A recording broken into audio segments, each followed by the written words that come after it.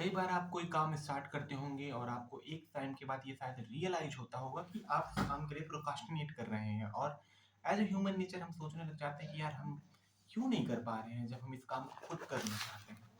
लेकिन इसके पीछे हमारी साइंस दिमाग का एक सर्किट काम कर रहा होता है, जिसके कारण जब भी आप कुछ डिफिकल्ट काम करने जाते हैं तो हमारा ब्रेन, क्योंकि एनर्जी लॉस होने वाली है, इसलिए एक नेगेटिव इमोशन को क्रिएट करता है। मे बी वो उसको इसलिए लगता है कि ये अनसर्टिनिटी है या तो एफर्ट लगने वाला है। इसके बेसिस पे आपको एक नेगेटिव इमोशन आता है और आप उस काम को अवॉइड करने लग जाते हो। और इस सिचुएशन में ऐसा स्कैन करने की पता चला है कि हमारा मेडुला एक्टिवेट रहता है, जिसके 4 काम होते हैं। Don't do that, it's dangerous, run away, you have to avoid, it's dangerous. तो इसके बाद हम क्या करते हैं कि हम कुछ इजी काम की तरफ बढ़ जाते हैं। फॉर एग्जांपल, आप अगर बहुत डिफिकल्ट पढ़ने वाले थे, टेस्ट देने वाले थे, तो आप नोट्स पढ़ने लग जाओगे, आप नोट्स को हाईलाइट करने लग जाओगे, आप लेक्चर देखने लग जाओगे और अननेसेसरी के प्रशांत धवन करंट और ये सब जो आपके एग्जाम से डायरेक्ट रिलेटेड है भी नहीं, आप वो चीजें करने लग जाती हो। और इससे आपको एक रिलीफ मिलता है क्योंकि चैलेंजेस कम हो गए। और in psychology relief itself is a reward, what is rewarded is repeated.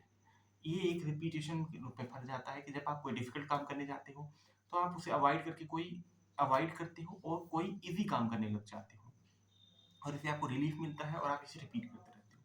अब आपके मन में ये बात बार बार आ रही होगी कि यार हम ऐसा नहीं है कि हम खाली होकर काउच पे बैठे होते हैं, नहीं।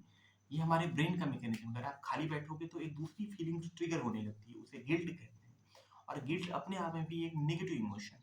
तो ब्रेन हमारा इतना डिस्गाइज करता है हमें हमें इसे प्रोडक्टिविटी की तरह डिस्गाइज करके देता है कि आप प्रोडक्टिव हो रहे हो।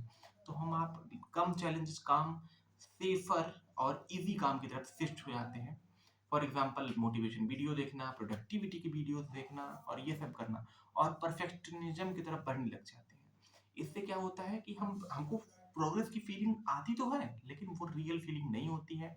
हम बस एक बहाना बना रहे होते हैं अपनी रियल प्रॉब्लम से बचने के लिए, और इवेंचुअली हम कोई अचीवमेंट हासिल नहीं कर पाते हैं। तो तीसरी एक सर्किट जो हमें गिल्ट की फीलिंग से बचाने के लिए एक्टिवेट होती है, वो होता है ईगो का साइकिल। हम क्योंकि कुछ प्रोग्रेस नहीं कर पाए हैं, इस चीज को टैकल करने के लिए हम बड़ी बड़ी बातें करने लग जाते हैं, कोई बड़े बड़े लोगों से एसोसिएट होने लग जाते हैं, और इन बिटवीन हम अपने आप को ऐसा शो करने लगते हैं कि हम कुछ रियल प्रोग्रेस कर रहे हैं, बट इवेंचुअली ये प्रोग्रेस हो नहीं रहा होता है। और जब बाद में हमें इस चीज़ का रियलाइजेशन होता है तो ये एक लॉन्ग टर्म रिग्रेट की तरफ बढ़ता है।